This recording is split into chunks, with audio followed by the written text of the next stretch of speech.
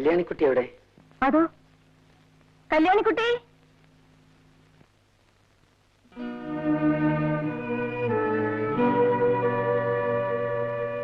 കുഞ്ഞെവിടെ? ഉറങ്ങാണ്. കൃഷിയൊക്കെ എങ്ങനെയുണ്ട്? തരക്കേടില്ല. എല്ലാം നോക്കാൻ കല്യാണിക്കുട്ടി തനിച്ചല്ലേ ഉള്ളൂ? തനിച്ചാവുന്നതാണ് സുഖം. ബോംബെക്ക് താമസം മാറ്റുന്നു എന്ന് പറഞ്ഞിട്ട് എന്തായി? അങ്ങനൊക്കെ പറയുന്നുണ്ട്. എനിക്കെന്തോ കല്യാണിക്കുട്ടി ഇങ്ങനെ തനിച്ചു നിൽക്കുമ്പോ.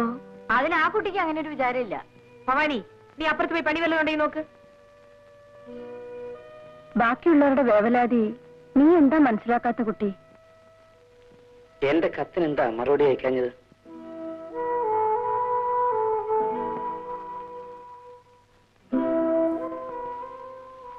ഞാൻ തെളിച്ചു പറയാം. എനിക്കൊരു പുതിയ ജീവിതം വേണം. ബഹളങ്ങളും കോലാഹലങ്ങളും ഇല്ലാത്ത ഒന്ന്. അതിന് കല്യാണിക്കുട്ടി എന്നെ സഹായിക്കണം. എന്താ ഒന്നും മിണ്ടാത്തത്? എനിക്കറിയാം, ചോദിക്കാൻ അർഹതയില്ലെങ്കിലും ഞാൻ ചോദിക്കുകയാണ്.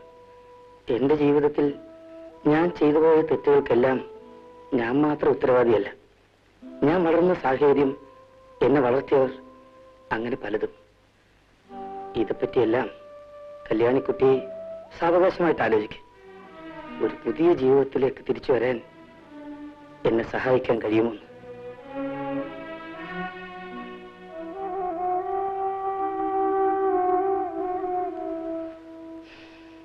ഞാൻ മറുപടിക്കായി കാത്തിരിക്കും.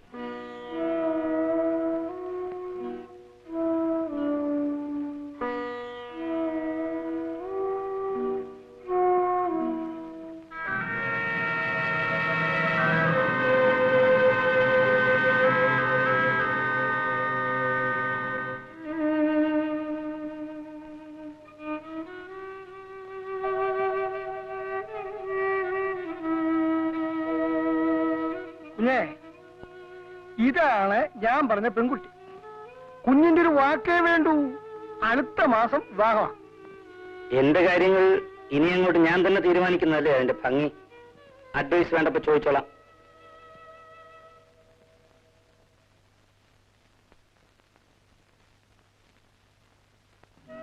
നേര് പറയും മോളെ, നിനക്ക് അയാളോട് വെറുപ്പുണ്ടോ? ഒറ്റ വാക്ക് പോരൂന്നുള്ള ഒറ്റ വാക്ക് മതിയായിരുന്നു പഴയ കല്യാണിക്കുട്ടിക്ക് ഒപ്പം ഇറങ്ങിപ്പോവാൻ. പക്ഷേ ഇന്ന് ലക്ഷ്മിയടത്തിയുടെ മനസ്സിന് സ്വല്പം ആശ്വാസം തരൂ മോളെ.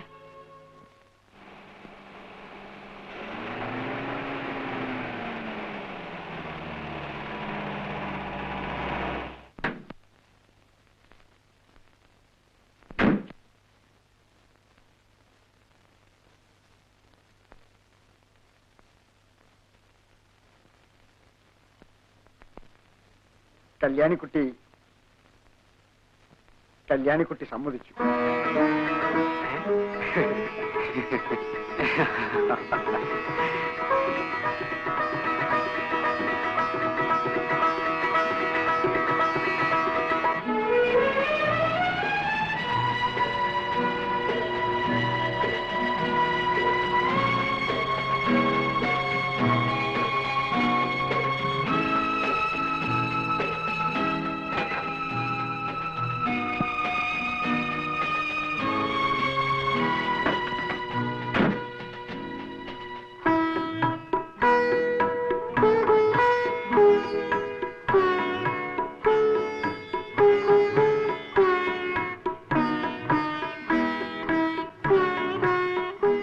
അങ്കിളെവിടെ? മുറിയിലുണ്ട്. കാണണ്ടേ? വേണ്ട, പിന്നെ കാണാം.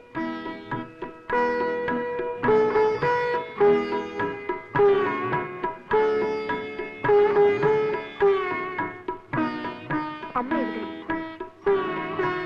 ഇവിടെ എവിടെങ്കിലും കാണും. ഇവിടെ എവിടെയെങ്കിലും കാണുമെന്നോ? അമ്മയെ കുറിച്ചാണോ ഈ പറയുന്നത്?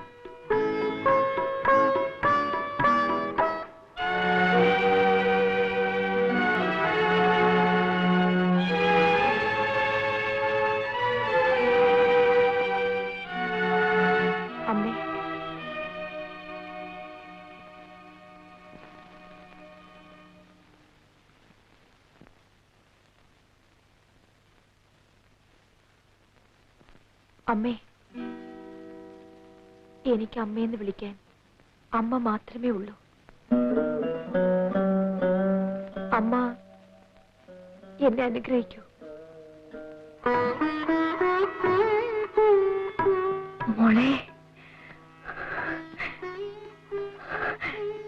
എന്നെ അമ്മയെന്ന് വിളിക്കാൻ എനിക്കൊരാളുണ്ടായി മോളെ. എനിക്കാരുമില്ല, എന്റേതെന്ന് പറയാൻ എനിക്കാരുമില്ല മോളെ. എന്റെ മോൻ പോലും. അമ്മ വിഷമിക്കരുത്. അമ്മയ്ക്ക് എല്ലാവരും ഉണ്ടമ്മേ.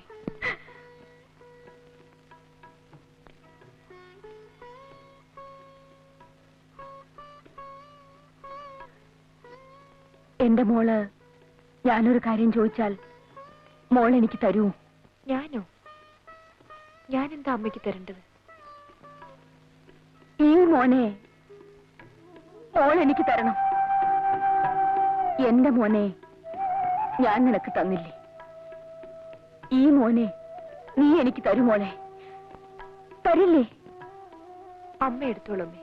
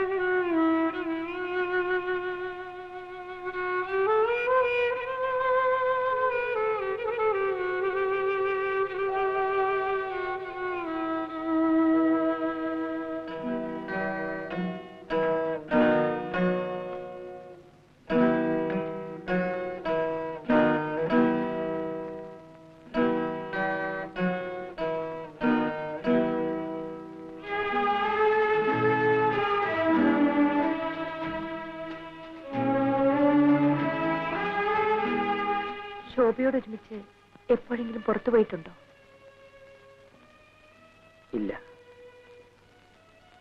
ഇപ്പോഴവൾ ഉണ്ടായിരുന്നെങ്കിൽ ഒരു ദേവതയെപ്പോലെ ഞാൻ അവളെ ആരാധിക്കുമായിരുന്നു. എന്തോ